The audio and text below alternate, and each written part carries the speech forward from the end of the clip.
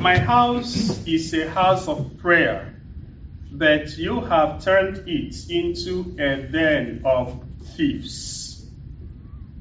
My house is a house of prayer, but you have desecrated it.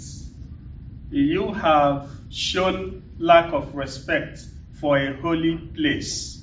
And for that reason, our Lord Jesus Christ drives out these traders in the temple of the Lord. The bottom line here is desecration. The bottom line here is lack of respect for the place. The bottom line here is lack of reverence for the place of worship, for the house of God. And for that reason, they were driven out. They were chased away from the house of God. And in our own context, it also applies to us in some way. Do we show reverence to the house of God? Or do we treat the house of God like a den of thieves? Even literally, today, it is still possible there are people who see the church as a place they can exploit to make money. They go to the church, they must be in charge. Let me not talk about the United States. Let me use my country as an example.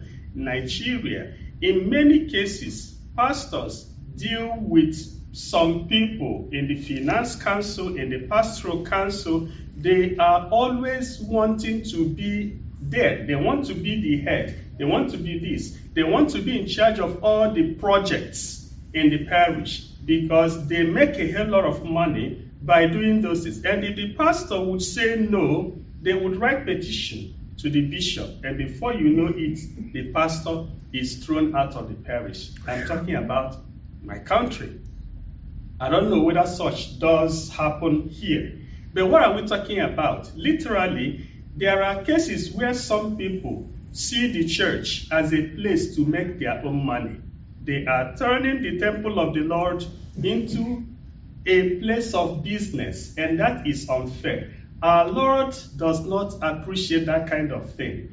The house of God is a place you come to contribute the much you can. You don't come to exploit. Rather, you contribute for the spread of the gospel. You make sacrifices. And very often, people that work for God sincerely, they do not gain materially. But in the long run, God has ways of blessing them.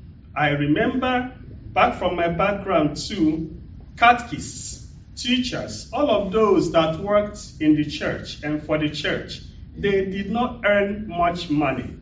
Even here, people that work for the church, they don't get remunerated very, very substantially. We know this all the time. But in the long run, God blesses them through their children. God blesses them through other ways. And it is miraculous. Those that work sincerely for God, He takes care of their needs one way or the other. And so that's the more reason we should not come to work for God with a business orientation. Let's see our call here as a vocation, not as a profession, so to speak. Now, these people are chased away from the temple because they showed lack of reverence for the place. Some people also show lack of reverence for the house of God, not only by the fact that they see it as a place they can make money, but practically the way they carry themselves in the temple.